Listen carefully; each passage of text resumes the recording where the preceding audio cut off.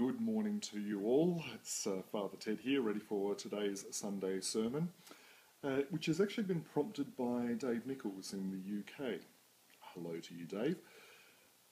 The question that Dave raises is, I'm interested in manipulation for kids' feet as I see a lot and due to increase. I got into FMT in the original stages because I believed that there was a better way for us as practitioners to be able to help musculoskeletal biomechanical conditions.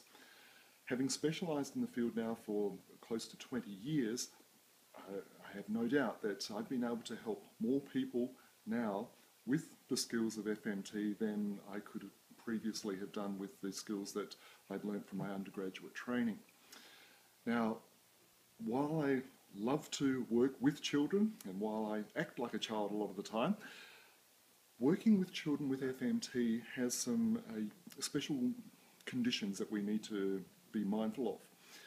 If a child presents with an acute subluxation or a displacement from a trauma where they've rolled an ankle or had a jarring effect, then the use of FMT can release those restrictions very effectively and very quickly. Usually takes 1 or 2 treatments and you're done. If you're wanting to create biomechanical structural changes, as we do with adults, then the thing about FMT is one of the primary outcomes is to release connective tissue restrictions to increase joint mobility. Now, children's feet, children's bodies tend to be more mobile than adults anyway, and if we start to mobilise a joint and make it more mobile with children, they've got enough mobility already. So for that reason, FMT is generally not indicated for a young growing foot.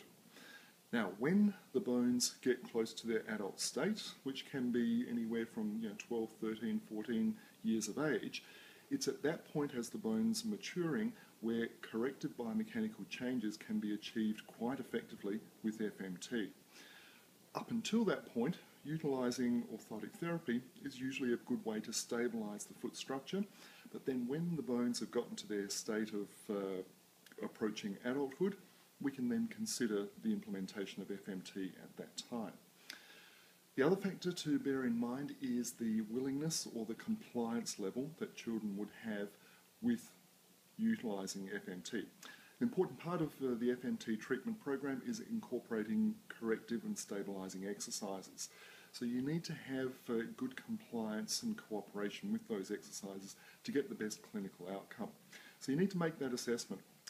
Physiologically, they might be ready to embrace FMT at 15 or 16 years of age, but personality-wise, as a clinician, you need to make that decision about whether now is an appropriate time or whether they're a good candidate for the work. So as always, if you have any questions, please feel free to direct and contact to me, and I'll be very happy to address those. Meantime, here's cheers, and here's to you saving more souls.